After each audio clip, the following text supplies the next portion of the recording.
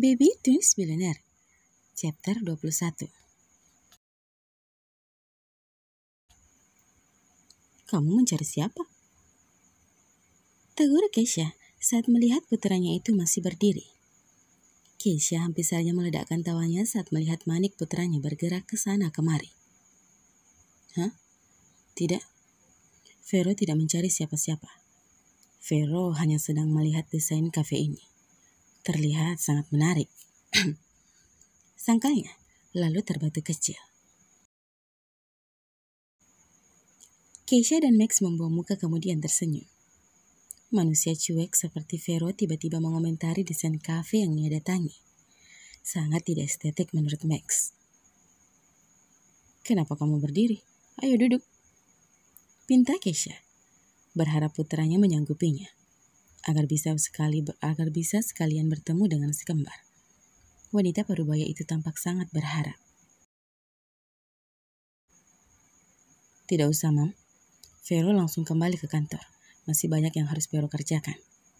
Tapi, bye, Mam. Keisha membuang napas lesu. Menggoyangkan kepalanya melihat putranya yang sudah menjauh. Seraya melambaikan tangannya. Tak apalah. Masih ada rencana selanjut. Tutur Keisha tersenyum. Hari libur telah tiba. Maret memboyong Freya dan si kembar secara paksa untuk berlibur di suatu tempat yang cukup jauh dari pusat kota. Keluarga kecil itu telah berangkat sejak 1 jam yang lalu. Itu artinya tersisa waktu kurang lebih 30 menit lagi mereka sampai di tempat tujuan mereka. Kita mau kemana, Mami Maret? Tanya Fiona dengan bibir cedelnya. Kita akan berlibur ke villa sayang. Di sana ada kolam renang yang besar dan juga tempat bermain untuk kalian. Mami jamin kalian pasti suka. Di sana juga udaranya sejuk. Terang Maret kepada si kembar. Maret sengaja memilih tempat yang bukan hanya cocok untuk orang dewasa, namun juga bisa membuat anak kecil betah di sana. Tentu saja dengan bantuan seseorang. Terdengar suara tepukan tangan plus sorakan dari Fiona. Bocah kecil yang rambutnya terlihat terkepang dua itu tampak girang dengan jawaban yang sangat memuaskan dari sang mami. Yeay, liburan. Akhirnya Vio bisa liburan seperti anak-anak di TV. Ucapan si kecil sontak membuat Freya yang tadinya sempat keberatan, kini mengulas senyum. Momen seperti ini yang sangat diinginkan oleh kedua anaknya. Dan Freya merasa Maret selalu punya solusi untuk membuat si kembar kembali ceria. Wanita yang duduk di kursi belakang itu akhirnya menatap spion tengah sambil tersenyum. Mengucapkan terima kasih tanpa bersuara. Maret mengangkat jemarinya membentuk huruf O, juga seraya tersenyum. Semoga saja sesuai seperti rencana. Batin Maret. Filio yang duduk di depan tak pandai bersuara. Ia hanya sibuk melihat ke jalanan. Bocah cilik yang tengah memakai kaos putih itu sedikit terhibur dengan perjalanan yang menurutnya cukup menyenangkan dan mampu memanjakan matanya. Seandainya saja Dedi, Grandma dan Grandpa juga ikut bersama kami. Pasti lebih seru. Batinnya. Filio sejak kemarin sangat berharap bisa bertatap muka langsung dengan sang Dedi. Tapi anak itu juga cukup takut jika Dedinya ternyata tidak bisa menerima kehadirannya. 30 menit kemudian, mereka telah sampai di tempat tujuan.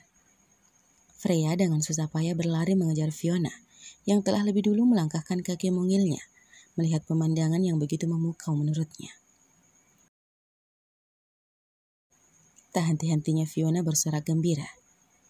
Meski kadang bocah kecil itu terlihat beberapa kali tersandung dengan kakinya sendiri, tapi tidak menyurutkan semangatnya. Justru Freya yang dibuat senam jantung melihatnya. Ya Tuhan Vio, hati-hati sayang, teriak Freya. Maret dan Filio yang masih berada di sekitar mobil hanya saling pandang, lalu mengambil barang-barang mereka kemudian menemui penjaga villa tersebut. Di tempat lain, sebuah mobil Alphard putih telah melaju dengan kecepatan sedang.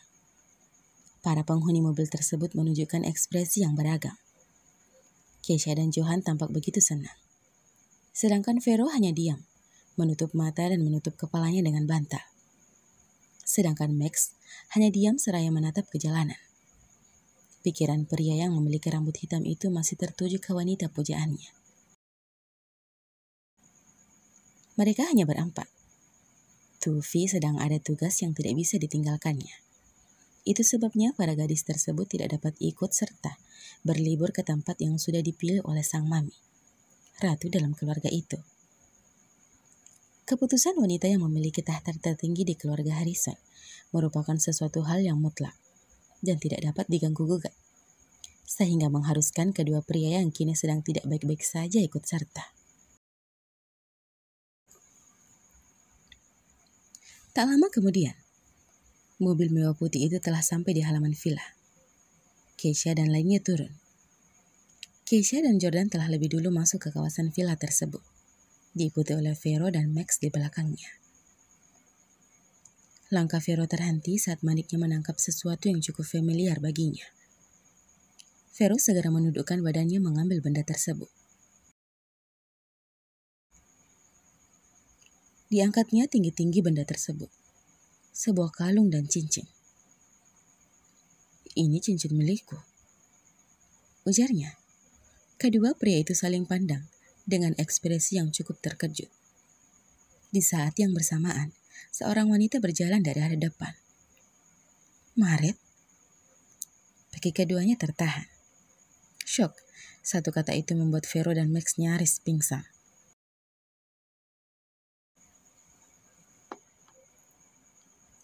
Si kembar telah merengek meminta untuk bermain di kolam renang. Maret segera mengganti pakaiannya, celana pendek dan baju kaos pilihannya. Sejenak Maret berdiri di depan cermin. Keningnya mengerut sangat dalam. Perasaan tidak ada yang aneh di wajahku. Maret menyentuh seluruh wajahnya yang dianggapnya masih sama seperti biasanya. Tidak ada yang berubah. Tapi kenapa Pak Vero dan Pak Max menatapku seperti sedang melihat hantu tadi? Cicitnya kembali. Maret bahkan telah bertanya beberapa kali kepada Freya tentang wajahnya. Berulang kali juga, Freya mengatakan jika semua masih sama seperti biasanya. Sudahlah, garis halus di wajahku bisa semakin bertambah jika aku berpikir keras. Ucapnya mengambil kesimpulan, sebelum kemudian melangkah kecil meninggalkan kamar yang bernuansa putih tersebut. Terlihat sangat bersih. Di sebuah gazebo yang dekat dari kolam renang, Vero dan Max duduk saling berdampingan. Mata ke mata mereka saling menatap satu sama lain. Max membuang nafas kasar. "Aku menyerah. Kau yang paling berhak memilikinya." Max menepuk bahu Vero dengan pelan. Meski masih sepenuhnya belum ikhlas, tapi dirinya tidak bisa melakukan apapun. Vero menatap sinis Max. "Kau terlalu cepat menyerah, Max. Semuanya belum jelas. Jangan terlalu cepat mengambil kesimpulan. Kita bahkan belum bertanya kepada Maret," jawab Vero. Vero juga belum bisa menerima jika ternyata pemilik kalung yang sekarang melekat di dadanya adalah milik Maret. Perasaannya masih terus saja menyangkali jika Maret bukanlah wanita di malam kelam sekitar 5 tahun yang lalu. "Tapi Vero, aku tidak ingin mendengar apapun, Max." Vero sedikit meninggikan suaranya.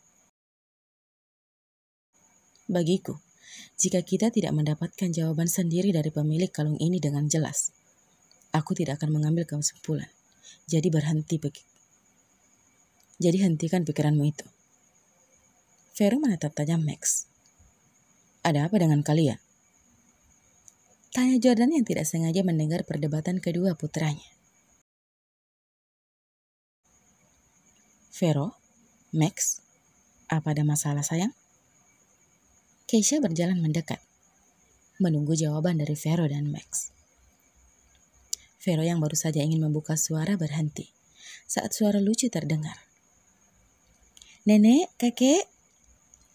Suara lucu itu mengalihkan semua atensi keempat manusia di sana. "Kalian?"